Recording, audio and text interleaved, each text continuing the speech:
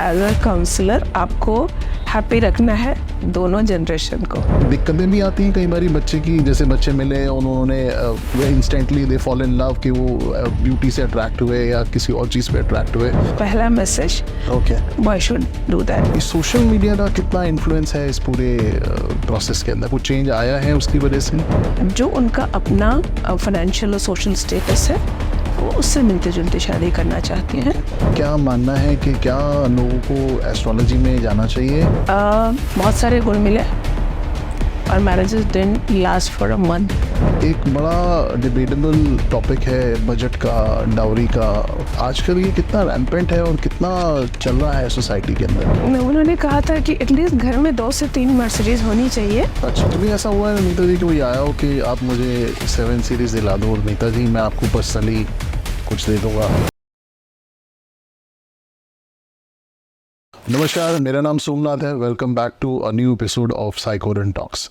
आज हमारे साथ हैं मिसेस नीता झा, जो साइकोरन के साथ काफ़ी टाइम, कितना टाइम हो गया नीता जी आपको साइकोरन? नमस्कार, मैं यहाँ 24 ईयर्स से हूँ साइकोरन के साथ। It has been a very beautiful long journey और बीन एंजॉइंग इट थॉरली। आपकी वो स्माइल से मालूम चल रहा है। तो 24 साल का सफ़र आपका कैसा रहा? मतलब आप इतनी शादियाँ करा चुकी हैं, आप एक कंपनी की बहुत बड़ी माइलस्टोन आपने इतने सारे करे हैं, या आप एक पिलर हैं कंपनी के। तो how has it been your journey throughout 24 years? I always believe that whatever you do, if you love it, if you are doing it from your heart, आप ज़रूर उसमें सक्सेसफुल भी होते हैं और आपको लोग भी पसंद करते हैं। बिल्कुल सही कह। और आपका सक्सेस आता है आपके काम में, जी, वो दिखता है। तो वो चीज़ें मैंने बहुत पैशनेटली किया है इस काम को। जी। बहुत अच्छा लगता है मुझे लोगों से कनेक्ट करना, उनकी बातों को समझना और उनके हिसाब से उनको केटर करना। और even though it's very challenging for this subject, क्योंकि मैरिज ऐसी चीज़ है कि लोग बहुत सारी एस्पिरेशंस रखते हैं और काफ़ी सारे डिफरेंट इमेजेस हैं मैरिज को लेकर के। पेरेंट्स की अलग है, बच्चों की अलग है। और because of all this long shift in the society, क्योंकि पिछले 24-25 साल में हमारी सोसाइटी का काफ़ी चेंज हुआ है।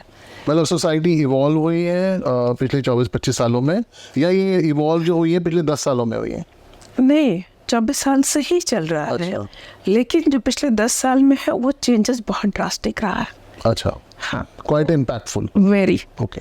So the independence and female financial independence we all can see, then changes. Okay. Then उनकी preferences में changes. Okay. उनमें बहुत सारी चीज़ों में ठहरा। Parents are little jittery, you know, because पहले parents अपने बच्चों के decisions ले पाते थे। जी जी जी। अब वो नहीं है। जी। तो इसीलिए I always claim that I'm arranging love marriages. अरे वाह, क्या बात है। Very nice statement of yours. तो अनीता जी, अब जैसे हम आपकी थोड़ी जर्नी की भी बात करेंगे, साइकोरन के साथ एसोसिएशन की भी बात करेंगे। जो 25 सालों के अंदर जो आपका एक्सपीरियंस रहा है, अब जैसे लोग पेरेंट्स कितने फोर फ्रंट्स में हैं, बच्चे कितने फोर फ्रंट्स में in the entire process of match making? मुझे लगता है पेरेंट्स तो हमेशा ही इन्वॉल्व रहेंगे, because marriages is always 2 families coming together. जी। और उसमें पेरेंट्स की इंगेजमेंट रहने से बच्चों के लिए भी फ़ायदा है और सोसाइटी के लिए भी फ़ायदा है। एक ऑथेंटिसिटी आ जाती है, एक स्टैंपिंग आ जाती है और एक कॉन्फिडेंस होता है दोनों परिवारों को। तो वो होता ही है। लेकिन फ़र्क जो है, बहुत बड़ा फ़र्क जो आया पहले में और अब में, कि पेरेंट्स उस पे हो रहते हैं, बैक सीट होते हैं। अच्छा। हाँ, पेरेंट्स इंगेज ज़रूर रहते हैं, इन्वॉल्व ज़रूर रहते हैं। Okay. पर बच्चों की डिसीजंस होती है। अच्छा, okay. But it's like a complete combined project. आपको एज अ काउंसलर आपको हैप्पी रखना है दोनों जनरेशन को। हाँ, एक पेरेंटल साइड को भी सेटिस्फाई करना है और एक बच्चे की साइड को भी सेटिस्फाई करना है। आपने कोई ऐसा चेंज देखा है कि सर्टन एज ग्रुप के अंदर पेरेंटल पुश थोड़ा ज़्यादा है, या एक सर्टन एज के बाद वो पेरेंटल पुश थोड़ा कम है? ऐसा कुछ देखा आपने? पेरेंट्स जब बच्चे छोटे होते हैं, when they are in 20s, like mid 20s और लेट 20s, तो पेरेंट्स की थोड़ी चलती है। ठीक है। लेकिन जब वो मिड 30s में होते हैं, whether it's a boy or girl candidate, मेरा मतलब है, तो उनकी एंग्जाइटी ज़्यादा होती है, चलती तो उनकी नहीं है किसी के साथ भी, लेकिन वो स्ट्रेस में बहुत होते हैं। मतलब उनको एक प्रेशर फील होता है कि बच्चों को लेट हो रहा है, बच्चों का अब हो जाना चाहिए। और उनका कंसर्न हम समझ पाते हैं as a counsellor also, as a parent also. But वही है कि हमें स्टैम्प तो फिर अब बच्चों की ज़्यादा चाहिए होती है कि उनकी तरफ से। तो बच्चे आते हैं आपके पास कि मैं शादी इसलिए कर रही हूँ क्योंकि मेरे मम्मी पापा चाहते हैं मेरी शादी हो, ऐसे स्टेटमेंट आते हैं अब आपके? इस एज ग्रुप में नहीं आते अब। ओके। अब नहीं मानते बच्चे कि जस्ट बिकॉज कि पेरेंट्स कह रहे हैं, जब तक वो मेंटली प्रिपेयर ना हो तब तक पेरेंट्स भी नहीं चाहते हैं, because that's a wastage of time, money, efforts and everything, and they have understood that point. Now parents, the kind of clientage we are getting, अभी साइकोरन के पास एक लेवल के लोग हैं जो सब एजुकेटेड बैकग्राउंड से हैं, एक मेंटली स्ट्रॉन्ग, एक इंटेलेक्चुअली इवॉल्व लोग हैं। तो मुझे लगता है कि उनको ये समझ आ गई है कि अब बच्चों को बहुत हम पुश नहीं कर सकते, तो शादी चाहिए होती है, ऐसा नहीं है, बट ये है कि उनकी। तो अभी जैसे लेटेस्ट में जो अभी शादियां हो रही हैं जो आप अभी करा रहे हैं, उसमें जैसे पुराने ज़माने में होता था कि पेरेंट्स उनके पेरेंट्स से मिलते थे, बच्चे भी कई बारी बीच में हो जाते थे। अब पेरेंट्स पीछे चले गए हैं या बच्चे आपस में पहले मिलते हैं फिर बाद में पेरेंट्स मिलते हैं? How is it going now? वो भी मैं गाइड करती हूँ अपने पेरेंट्स को, बिकॉज जो ट्रेंड है और जहाँ पे बच्चे भी खुश हों, तो वी ऑलवेज प्रेफर कि पहले बच्चे मिलके कंफर्टेबल हो जाएं। बिकॉज साइकोरिन के अंदर हम लोग एक बहुत अच्छी चीज़ प्रैक्टिस करते हैं, वो ये है कि हम लोगों ने काफ़ी हद तक बैकग्राउंड और इन्फॉर्मेशंस कलेक्ट कर चुके होते हैं। तो पेरेंट्स को एक तसल्ली होती है कि इतनी इन्फॉर्मेशन करेक्ट है इनके पास और काफ़ी वेरीफाइड है। इससे उनको तसल्ली होती है कि अब मेरे बच्चे मिल भी रहे हैं तो ठीक है। So after couple of meetings, candidate meeting, फिर हम पेरेंट्स को ज़रूर इंट्रोड्यूस करते हैं ताकि they should have that comfort कि हमारे बच्चे कहाँ मिल रहे हैं, किससे मिल रहे हैं, वो फैमिली कैसी है। तो जो फैमिली को आप इन्फॉर्मेशन देते हो वो आप पहले प्री चेक कर लेते हो, ड्यू डिलिजेंस कर लेते हो, और वो कॉन्फिडेंस आप क्लाइंट्स को देते हो और क्लाइंट्स उसी कॉन्फिडेंस में आगे चलता है और बच्चों को मिलवा देता है। और जैसे ही आपको लगता है कि ये अप्रोप्रिएट टाइम आया है बच्चों को पेरेंट्स से मिलवाने का, तब आप उनको इंट्रोड्यूस। और ओके, तो इसमें दिक्कतें भी आती हैं कई बारी बच्चे की, जैसे बच्चे मिले उन्होंने instantly they fall in love कि वो ब्यूटी से अट्रैक्ट हुए या किसी और चीज़ पे अट्रैक्ट हुए, कभी ऐसी चीज़ आप पर्सनली मॉनिटर भी करते हैं? I wish it was that simple and easy. वो हमारा ज़माना बड़ा अच्छा था कि उस टाइम में ये सारी चीज़ें होती थी कि हम ब्यूटी से अट्रैक्ट हो जाते थे एक दूसरे के, या प्रेजेंटेबिलिटी से, या फिर बहुत सारी चीज़ों से। समझ गया। लेकिन अब बच्चे बहुत स्मार्ट हैं, उनको इंटेलेक्ट भी चाहिए, उनको वो भी चाहिए, उनकी क्या जॉब प्रोफाइल है, दे आर अवेयर। वो सारे because of the social media they are completely aware कि बच्चे अपोजिट साइड जो भी है, लाइक बॉय और girl, so they always find out कि उसकी क्या हैबिट्स है, उसका क्या प्रोफेशनल जर्नी रहा है। So उनका कैरियोग्राफ कैसे रहा है, उन्होंने कहा कैसे वो हुए वो, तो वो अब काफ़ी सेंसिबल बच्चे हैं। तो अभी हम सोशल मीडिया के भी बारे में बातचीत करेंगे in the due course of time. तो अब मैं ये जानना चाहता हूँ, जैसे जिस हिसाब से आप कह रहे हैं कि बच्चे बहुत स्मार्ट हो गए, इंटेलिजेंस, तो एजुकेशन का काफ़ी इंपॉर्टेंस रहा होगा इस पूरे प्रोसेस में, या एक अपब्रिंगिंग का भी फ़र्क रहता है, या एक्सपोजर का भी फ़र्क रहता है? क्या क्या चीज़ों को कंट्रीब्यूट करती हैं इन सब चीज़ों में आप? मुझे लगता है कि इन जनरल सारे बच्चे, उनका एक्सपोजर लेवल बहुत हाई है अभी। ये जनरेशन जो है जेन ज़ी आप कह लीजिए, वो जेन ज़ी को सारी इन्फॉर्मेशन है। करेक्ट। अभी they are born when all this internet thing was there, so they have all this things to find out social media की वजह से, तो उनको ये सारी चीज़ें पता है। बट हाँ, एजुकेशन भी बहुत बड़ा रोल दे रहा है इसमें, उनका फाइनेंशियल इंडिपेंडेंस बहुत बड़ा रोल दे रहा है, स्पेशली जो हमारे फीमेल चाइल्ड है सोसाइटी में, they are doing so well, I am so proud of that कि वो इतना, बहुत बहुत खुशी की बात है कि अब हमारे सोसाइटी में जो पहले हम देख पाते थे कि 50% of our this thing we are not into earning money and contributing to the very right, absolutely, to the country. Correct. तो जो कंट्री की डेवलपमेंट ज़्यादा बढ़ रही है हमें ज़रूर इस चीज़ को उनको कंट्रीब्यूशन देना चाहिए गर्ल चाइल्ड को। हाँ। उन्होंने बहुत ऐड किया है, बिल्कुल। तभी हम लोग काफ़ी अच्छा कर रहे हैं परफॉर्म वर्ल्ड मैप पे भी। तो मैं ये ज़रूर सारे बच्चियों को कॉन्ग्रेचुलेट करना चाहूँगी। ऑफ कोर्स वो साइकोरन की तरफ से भी है, ऑफ कोर्स आपकी तरफ से भी है। बिल्कुल। तो ये एक प्राउड मोमेंट इंडिया के लिए तो है ही, डेफिनेटली उसमें कोई डाउट नहीं है। हाँ, तो साइड इफेक्ट से सब होंगे। अच्छा, जैसे हम लोग अभी बात कर रहे थे कि बच्चे स्मार्ट हो गए, इंटेलिजेंट हो गए, उनका परसेप्शन चेंज हो गया है चीज़ों को लेकर के। आपको लगता है कि आगे जो हमारी फ्यूचर जनरेशन आ रही है, they should be cautious of few things which with the advent of technology, या जो इतनी टेक्नोलॉजी आ गई है, सोशल मीडिया आ गया है, तो उससे उनको कुछ चीज़ों से अवेयर भी रहना चाहिए, या कुछ चीज़ों से they should stay off from that? या अब जैसे सोशल मीडिया पे आपने कुछ देख लिया, उसको लेकर के आपने एक प्री कंसीव नोशन ले लिया किसी के बारे में, तो like to add something on it? जी, ये चीज़ मैं काफ़ी टाइम से सोच पा रही हूँ या जानना चाहती हूँ कि जो बच्चे हैं, इवन दो स्मार्ट हैं बहुत सारी चीज़ों में, लेकिन उनकी जो कॉन्सेप्ट है शादी को लेके, वो इमेज बहुत सही नहीं है। उनको they are not, their direction is not correct. वो अभी भी थोड़ा सा कन्फ्यूज़न में है, क्योंकि वो चेंज हो रहा है जनरेशन में, काफ़ी चीज़ें शिफ्ट हो रही है, तो कन्फ्यूज़ है। सो जहाँ जहाँ बच्चों को कंफर्टेबल लगता है वहाँ वो ट्रेडिशनल हो जाते हैं, और जहाँ जहाँ उनको कंफर्टेबल लगता है तो वो मॉडर्न हो जाते हैं। So that is not working, that is backfiring as this marriage thing. Like for that matter एक सिंपल सा एग्जांपल देना चाहूँगी प्लीज़। कि हमारे पेरेंट्स तो हैं ही इन्वॉल्व, बट जो बच्चे हैं वो अभी भी पढ़ाई के साथ साथ, करियर ग्राफ के साथ साथ फाइनेंशियल सिक्योरिटी लड़कों में देखते, still they want to look up to the man. तो यहाँ पे फिर थोड़ा मुझे लगता है, मेरे पर्सनल ओपिनियन है कि वो फिर इक्वालिटी की बात नहीं रह गई, करेक्ट है ना। अगर आप इक्वल हैं तो why you have to look up to, it's good then both of you are working together, correct, achieving like a certain level of happiness together, looking at companionship together instead of looking at फिर जब convenient हुआ तो mummy papa ये कह रहे हैं, और जब convenient हुआ तो मुझे ये चाहिए। तो ये चीज़ें आपके सर्च ऑफ मैरिज वो आपको सक्सेस तक नहीं पहुंचा पा रही है। तो अनीता जी, आपकी बात बहुत इंटरेस्टिंग थी, और मेरे ख्याल से बहुत सारे व्यूअर्स के बहुत सारे सवाल होंगे।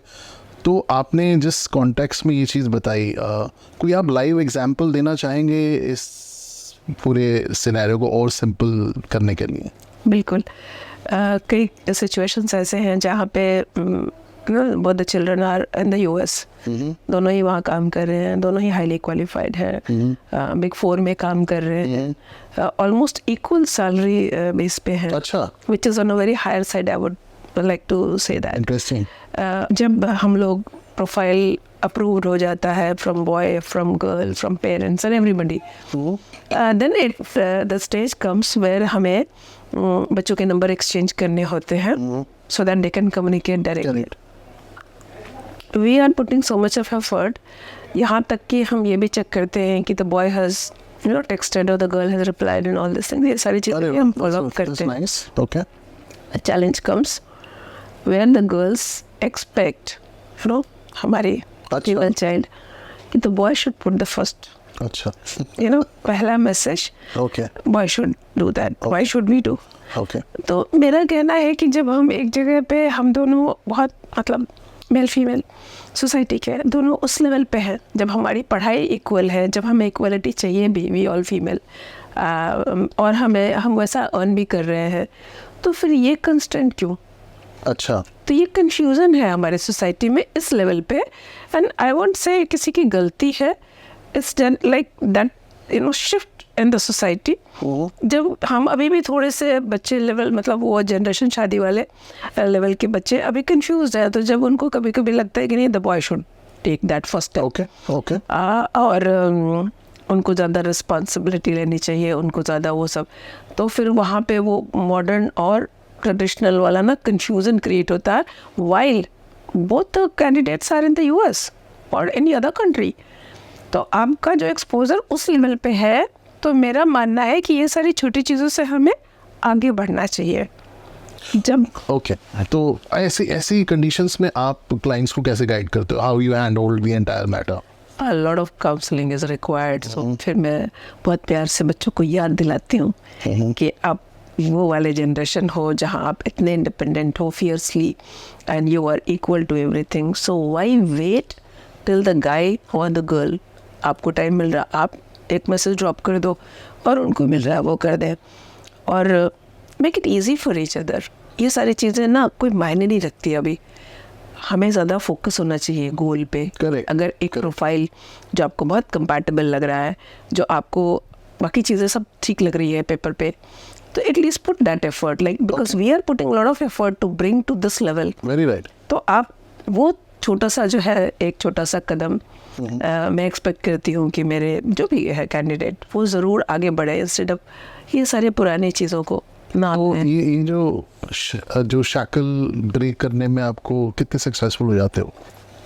Most of the cases, almost all, या कुछ वैसे काफ़ी स्ट्रगल होता है क्योंकि फिर पेरेंट्स की तरफ से हमें आ जाता है कि क्यों करना चाहिए लड़की को. अच्छा. ये तो हम खानदानी बात है, लोग जो बच्चे अच्छे परिवारों से वो सब लेके आते हैं. फिर काफ़ी लेवल ऑफ काउंसलिंग उसमें जाती है दोनों जनरेशन को, पेरेंट्स को भी. वैसे मैं क्रेडिट लेना चाहूँगी कि मेरा 95% to 98% में सक्सेसफुल हो जाती हूँ. That's phenomenal. I mean, मुझे लगता है कि इस बात को मनवाने में या एक बहुत अच्छी बात नीता जी आपकी इन बातों से समझ में आई कि जब आप किसी परिवार से मिलते हैं, एक होता है उस चीज़ को एंटायरली एक प्रोफेशनल एंगल से लेना, और एक होता है परिवार का हिस्सा बन करके उस चीज़ को समझाना. तो मुझे समझ में आता है कि आप जिनको भी हैंडल करती होंगी, जिनके साथ भी क्लोजली काम करती होंगी, आप उन्हें क्लाइंट कम अपनी फैमिली ज़्यादा समझ के काम करते, तभी शायद ये रिजल्ट आ पाते होंगे आपके. हाँ, फिर से एक चीज़ और बताना चाहूँगी हमारी कंपनी के बारे में कि वो ये है, हमारी कंपनी में जितने भी क्लाइंट्स आते हैं जी 100 out of 100 जी they are coming word of mouth by word of mouth. मैं तो इसको अपना 100% सक्सेस ही मानती हूँ. बिल्कुल. अब जब वो आते हैं तो वो ये सोच के आते हैं, उन्होंने सुना होता है कि अनीता जी इन्होंने हमारी फैमिली फ्रेंड के यहाँ करवाया है, तो वो पार्ट ऑफ इट कि आपको उनकी फैमिली का पार्ट बनना होता है. जब तक आप वो इंगेजमेंट, वो इन्वॉल्वमेंट उनके केस में, वो कॉन्फिडेंस कि वो आप पे वो कॉन्फिडेंस उनका है खुद से ज़्यादा, वो आपकी बात मानते भी हैं, वो आपकी बात सुनते भी हैं, and they have been very successful. मतलब कई ऐसे केसेस हुए जब उनको बहुत डाउट्स था, और फिर मैंने एक वीडियो लगा के बोला कि you go meet and then I'll say no if it doesn't work. अरे वाह, very nice, very nice. और जब वो वापस आया मिलके, so they were like exhilarated कि वाह नीता जी क्या मिलवाया आपने, कितनी सही बातें बताई. Because we know a lot of background things which we may not be able to put it in black and white. Correct me if I'm going wrong somewhere, Nita जी. जैसे लोग कहते हैं कि आप अपने डॉक्टर से, अपने वकील से जितना क्लोज रहेंगे, जितना उतना ही आपको सक्सेस मिलने के चांस या चीज़ें और अच्छे होने के चांस. Absolutely. तो मेरे ख्याल से आपके प्रोफेशन में भी शायद सेम ही चलता है. मैं तो शादी के डॉक्टर खुद को मानती हूँ. तो हाँ, बस ये फ़र्क सिर्फ MBBS ना होकर के शादी के डॉक्टर हो गए आप. Absolutely. तो शादी के डॉक्टर से मैं आपको एड्रेस करना चाहूँगा नीता जी. जैसे आप इतने सालों से शादियाँ करा रहे हैं, तो आप लोग ये सोशल मीडिया का कितना इन्फ्लुएंस है इस पूरे प्रोसेस के अंदर? वो चेंज आया है उसकी वजह से? बहुत बारी जब बहुत सारे एफर्ट्स के बाद हम मीटिंग लेवल तक पहुंच जाते हैं, जहाँ पे दोनों बच्चों की मीटिंग होनी है कैंडिडेट की, तो वो उनकी सोशल मीडिया खंगालते हैं. अच्छा, बच्चे करते हैं, पेरेंट्स करते होंगे, और फिर उस पर ना जज कर लेते हैं एक दूसरे को. अच्छा, दैट इज़ नॉट राइट. अच्छा, जो आपने देखा सोशल मीडिया पे उसको आपने, आप इसका मतलब है किसी को भी आप बिना मिले उसकी पर्सनैलिटी को, उसके लाइक्स डिसलाइक्स को आपने जज कर लिया. ये करेक्ट नहीं है. आप जाके मिलो, खुद की एक्सपीरियंस लो और फिर डिसीजन लो. We never push anyone. हमारा काम है कि आप दो लोगों को एक प्लेटफॉर्म देना जहाँ हम आपको मिलवाते हैं, और फिर आप डिसीजन यस और नो लो, because then it will be a logical decision. This is not logic that you are seeing someone on social media. Social media पे हम क्या करते हैं आप बताएं? हम बहुत सारी ऐसी फ्लैम्बॉयंट चीज़ें करते हैं जो हम एक्चुअल में नहीं होते. Correct. mostly people are putting their party pictures or their get-togethers or their happy moments. But क्या वही life है? नहीं. 1% होगी वो लाइफ की आपकी. 1% है. So why you are not overlooking that 99% of personality of the person? Which you'll only get to know once you meet in person. Correct. And what about that body language, that interaction between each other, the intellect of the person? वो सब कैसे देखोगे आप? Correct. Social media के photograph से? This is wrong. आप जाके मिलो. आप जज नहीं कर सकते किसी को एक उसकी पिक्चर पे या जो भी उसकी है, या पहले कोई मोटा और पतला था अब पतला हो गया. That's more important. Why not see the positive side कि एक बच्चा था जो या थी पहले मोटा था. He has put effort to make it to this shape. Okay. Why not appreciate that. तो वो पहले मोटा था तो और नहीं करेंगे. सो ये सारी चीज़ें हैं जिसमें मैं ज़रूर बच्चों को काउंसिल करती भी हूँ. बहुत बार हो भी जाते हैं बट बहुत बार मना भी करते हैं इस टॉपिक पे. तो वो थोड़ा सा तो नेगेटिव इम्पैक्ट है. जो नेगेटिव इम्पैक्ट है तो उन चीज़ों को आप कोशिश करने के बाद भी नहीं हो पाता तो आप उसको लेट गो कर देते हैं या ये फाइट आउट कर दें आप? नहीं, उसको उस टाइम में उस मोमेंट में बिकॉज क्या है अभी जब बच्चों को इतना एक्सपोजर है तो आप एक लेवल के बाद पुश करोगे तो वो रिएक्शन देंगे. तो मुझे पता है कि फिर अभी उसको छोड़ देंगे. अच्छा. और तो उसके बाद फिर ब्रेक लेंगे उसके बाद फिर से आप 3-4 हफ्ते, 1 महीने, 2 महीने, and then put it slowly and nicely and softly. So बच्चों को बहुत वैसे बेबी ग्लव्स हैंड से हैंडल तो जैसे ही आपको मार्जिन मिल जाता है आप उसको कैपिटलाइज कर लेते हो. बहुत अच्छी बात है. तो नीता जी जैसे आजकल हम लोग बात करते हैं हॉरोस्कोप की तो वो भी काफ़ी इम्पोर्टेंट रोल प्ले कर रहा है आजकल शादियों में. बहुत ज़्यादा. तो आपका क्या मानना है कि क्या लोगों को एस्ट्रोलॉजी में जाना चाहिए या नहीं जाना चाहिए या what is your take as a match maker, शादी के डॉक्टर? एस्ट्रोलॉजी एक बहुत वास्ट सब्जेक्ट है. ठीक है. 99.9% लोगों को इस सब्जेक्ट के बारे में नॉलेज नहीं है. ओके. ना ही उनकी बिलीफ थी. ओके. उन्होंने क्यों मिलाना है? बिकॉज इन्होंने मिलाया, उन्होंने भी मिलाया, उन्होंने मिलाया, आपने भी मिलाया तो मैं भी मिलाऊंगा. ओके. ठीक है. तीसरी बात है, अगर आपको कुछ करनी है तो आप बेस्ट मैनर में करो. अगर आपको खुद इसके बारे में सब्जेक्ट पे पता है या जो आपके पंडित जी हैं जो भी हैं एस्ट्रोलॉजर, क्या उनको उतनी ज्ञान है कि वो ठीक से उसको बता सकें, पढ़ सकें? तो नहीं है. सिर्फ ऑनलाइन या जो भी आप करते हो और फिर उसको रिजेक्ट करते हो. तो मुझे लगता है कि मैंने देखा है बहुत सारी बार बहुत सारे गुण मिले और marriages didn't last for a month. अच्छा, डिवोर्स हो गया. हाँ, मतलब अलग हो गई. तो फिर इसका क्या रीज़न होगा? अगर सिर्फ हॉरोस्कोप से सारी चीज़ें हो जानी थी तब तो होना ही नहीं था. ऐसे बहुत सारे इंसिडेंट मैंने देखे हैं. तो मुझे लगता है कि बाकी सारी चीज़ों पे भी बहुत सारा उस पर डालना चाहिए इम्पोर्टेंस और उन सारे पैरामीटर्स को भी बहुत कंसिडर करना चाहिए. तो आप फाइनल आपका क्या स्टेटमेंट रहेगा? जैसे कोई अभी अपने बच्चे के लिए देखने जा रहा है और उसको पता है उसके सारे रिश्ते, जैसे आपने अभी कहा कि सोसाइटी में उन्होंने मिलाया, इन्होंने मिलाया, तो उनको आप क्या एडवाइस देना चाहेंगे? या तो आप किसी लर्नड एस्ट्रोलॉजर के पास जाओ जिसको ज्ञान है. अब वो ज्ञान कितने लोगों के पास है, it's a very debatable topic. अब हम आ जाते हैं उसके ऊपर कि उनको क्या इन चीज़ों में जाना चाहिए या नहीं जाना चाहिए.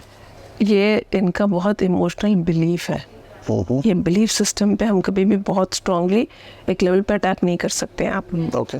तो और ना ही उनको एक बार एडवाइस करके वो मान जाएंगे या उनको आप मना करने पे कर लेंगे. ओके. बट अगर आपको उस बारे में जानकारी है, जो क्लाइंट्स मेरे अपने से टच में होते हैं और जिनको मैं समझाना चाहती हूँ, तो बेसिक नॉलेज मुझे भी है. फिर मैं कहती हूँ आप बताओ कैसे करते हैं. तो उनको पता है कि इनको सारी चीज़ें पता है. तो इधर आई कन्विंस देम जहाँ मुझे लगता है कि ये इस बात को समझेंगे, या फिर मैं I let that be like that. Because वो चीज़ें बहुत लोगों के समझ में नहीं आती. उनको बस एक तसल्ली लगती है कि I can protect my child like this. ये है, इससे मेरा बच्चा सेफ है. तो आप देखते हैं कि वो परिवार का थॉट प्रोसेस क्या है? अगर उनको लगता है थोड़ा बहुत काउंसिल हो सकता है तो आप कर देती हैं? मैं कर देती. कोई स्टबर्न रहता है उन सब चीज़ों को लेकर के, तो आप उस चीज़ को लेकर के आप थोड़ा सा मैं उसको फिर लाइट हैंड कर जोड़ती हूँ. आपकी अब जैसे आप शादियां कराती हैं तो उसमें एक बड़ा डिबेटेबल टॉपिक है बजट का, डाउरी का. आजकल ये कितना रैम्पेंट है और कितना चल रहा है सोसाइटी के अंदर? बजट अब इतना नहीं है.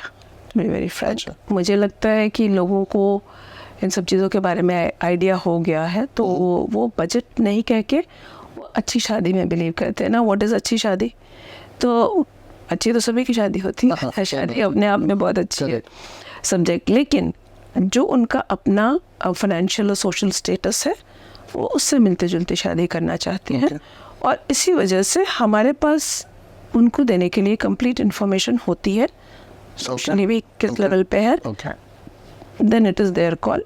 अगर हमसे कोई सपोर्ट होता है तो हम दे देते हैं to find out the details, या कुछ उनको इस तरह की इन्फॉर्मेशन चाहिए कि किस लेवल की शादी है तो कुछ कोऑर्डिनेशन चाहिए तो हम कर देते हैं. वरना हम बहुत ज़्यादा इसमें, बिकॉज शादियाँ प्यार की चीज़ है, उसमें पैसा ये सब दिखाया.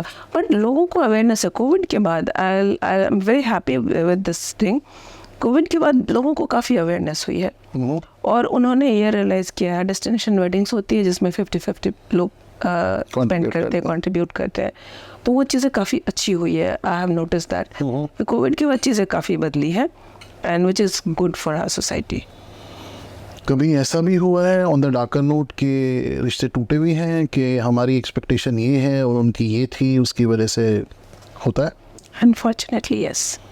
बहुत अच्छे परिवार में ऐसा हुआ कि मैरिज अरेंजमेंट्स पे दे कॉल्ड इट ऑफ. मतलब 11th आवर में जाकर के कॉल ऑफ हो गई. काफ़ी सारे एफर्ट्स के बाद दोनों फैमिली एक दूसरे को अप्रूव कर लेते हैं, बच्चे भी मिल लिए, सब कुछ ठीक हो गया, फाइनल हो गया. और उसके बाद फिर हमारा रोल वहीं तक होता है normally, but we are connected till you know ceremonies and we are very respectfully invited also in all the subject. So then I was brought to the notice कि चीज़ें डिफ़िकल्ट हो रही है. The girls parent was saying कि even though मैं उनका नाम या वो सब नहीं ला सकती, बट काफ़ी प्रेस्टिजियस फैमिली से थे, और लेकिन अरेंजमेंट्स पे कि एक सर्टेन अरेंजमेंट्स लेवल चाहिए था बॉयज़ फैमिली को, मतलब और उनके एक्सपेक्टेशन के हिसाब से वो चीज़ें नहीं हो पा रही थी. इवन दो दोनों बच्चों को एक दूसरे की लाइकिंग थी सारी चीज़ें, और वहाँ मैरिज नहीं हो पाई. So these things are very sad. ये सारे थोड़े से हम लोग के लिए ना बड़ा सैड मोमेंट हो जाता है, बिकॉज कितनी सारी एफर्ट्स और मेहनत उसमें गई होती है to bring to this level. और सिर्फ एक कॉस्मेटिक रीज़न की वजह से फिजल आउट हो गया, जो बिल्कुल भी उतना रेलेवेंट नहीं है एक मैरिज कराने या मैरिज को चलाने के लिए. बट हाँ, ऐसे इंसिडेंट्स हुए हैं पास्ट में. कभी ऐसा हुआ है नीता जी कि कोई आया हो कि आप मुझे 7 सीरीज दिला दो नीता जी, मैं आपको पर्सनली कुछ दे दूंगा, या help me out with getting some more extra, ऐसा कभी हुआ है आपके साथ? हाँ, पर्सनली दे दूंगा ये नहीं हुआ, बट हाँ 7 सीरीज और दे दूंगा भी नहीं था, वो दे दूंगी था. मतलब मुझे दिला दो ऐसा. अच्छा, ऐसा आया था, वो बहुत इंटरेस्टिंग था.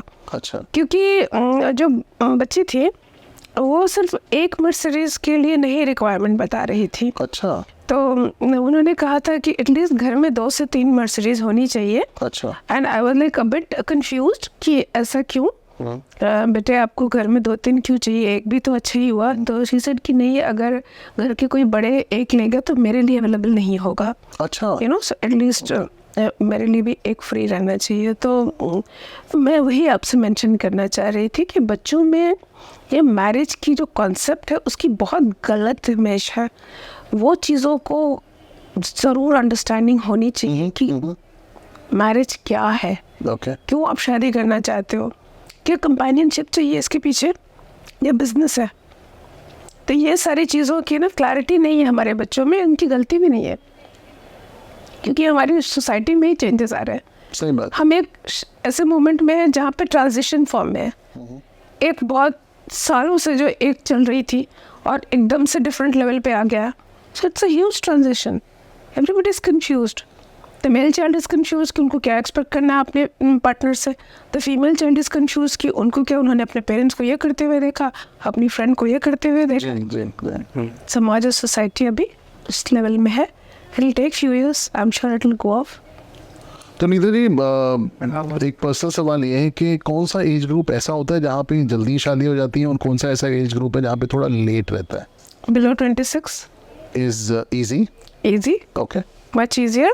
Because उस एज में बच्चे का एक्सपोजर लेवल उस लेवल का नहीं होता, difficult level in the sense कि 26 के नीचे बच्चे पेरेंट्स की भी थोड़ी बहुत सुन लेते हैं और उनको वो कंफर्ट आता है कि मैरिज हो रही है, तो उनको बहुत सारी चीज़ों नहीं पढ़ना है कॉम्प्लिकेशंस में, तो वो सबसे इजी। और अभी एक और बहुत प्लेजेंट एक्सपीरियंस मेरा है 1-1.5 साल में, प्रोबेबली आफ्टर कोविड, बच्चे फिर से बिजनेस फैमिलीज के लिए यंगर एज में आने लगे हैं। अच्छा, ये बड़ा रिलीफ, हाँ बहुत रिलीफ फील हो रहा है, मुझे खुशी भी हो रही है क्योंकि इस एज ग्रुप में चीज़ें इजी है। बट हाँ, अगर हॉरोस्कोप का एंगल फिर भी है तो वो बहुत ज़्यादा हेल्प नहीं तो नीता जी, आजकल एक बड़ा पॉपुलर वर्ड चल रहा है प्रीनप, तो आप उसके बारे में थोड़ा कुछ शेयर करना चाहेंगे हमारे व्यूअर्स के साथ? ज़रूर, ये बहुत ही इंटरेस्टिंग सब्जेक्ट है प्रीनप जी। और मुझे लगता है पर्सनली इस चीज़ को हम लोग को प्रमोट करना चाहिए। काफ़ी लोग परेशान हैं इस चीज़ से, कई बार बच्चों में आपस में नहीं हो पाती चीज़ें बेहतर, या अंडरस्टैंडिंग या एडजस्टमेंट, तो फिर उनकी ना लाइफ पूरी काफ़ी डिस्टर्ब हो जाती है, बिकॉज हमारे जो जुडिशरी सिस्टम है उसमें भी उनको दिक्कतें आती है जी जी। ये सारे अंडरस्टैंडिंग के लिए। प्रीनप हमारे देश में अभी तक अलाउड नहीं है। हाँ, लीगल हुआ नहीं। 2-3 चीज़ें हैं जो मैं ज़रूर चाहती हूँ कि ये इम्प्लीमेंट हो हमारे मैट्रिमोनियल में भी।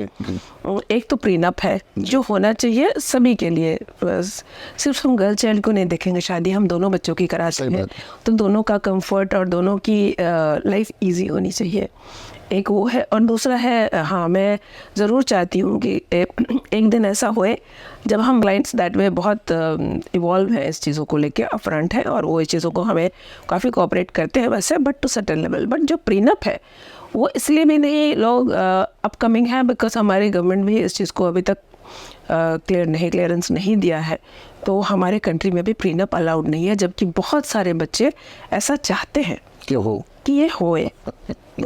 और मुझे भी लगता है पर्सनली कि इसको अलाउ करना चाहिए, जिसमें हमारी सोसाइटी एक हेल्दी सोसाइटी बने, एक हेल्दी लेवल पे मैट्रिमोनी को देखे। वो बहुत ज़रूरी है और हम लोग को पूरी कोशिश करनी चाहिए। तो आप ये कह रहे हो कि आगे आने वाले फ्यूचर में साइकोरन के पार्ट में जहाँ बजट भी होगा, कंपैटिबिलिटी भी होगी और वहाँ पे प्रीनप की भी अरेंजमेंट्स होंगी? मैं ये कहना चाहती हूँ कि साइकोरियन वो सारी चीज़ों को कवर करता है या करना चाहेगा जो सोसाइटी में हो रही है। Correct. Psychorian is in society, for society, by society. बिल्कुल सही। सो हम लोग ये सारी चीज़ें ज़रूर करना चाहेंगे जो भी हमारी सोसाइटी के लिए अच्छी है। बहुत मेहनत करी है साइकोरियन ने सोसाइटी के माइंड सेट को भी शिफ्ट करने में। अच्छा, बहुत अच्छी बात है। बहुत सारी चीज़ें हम लोगों ने चेंज की है और बहुत खुश हूँ मैं ये सारी चीज़ें बदलाव देख के। तो नीता जी, हमारे एक्चुअली इतने सारे सवाल हैं, मुझे नहीं लगता एक एपिसोड में वो सारी चीज़ें रैप अप कर पाएंगे। आपका टाइम और इतनी डिटेल में हमारे व्यूअर्स को समझाने के लिए बहुत बहुत शुक्रिया। अगले एपिसोड में फिर मिलेंगे आपके साथ। Thank you so much.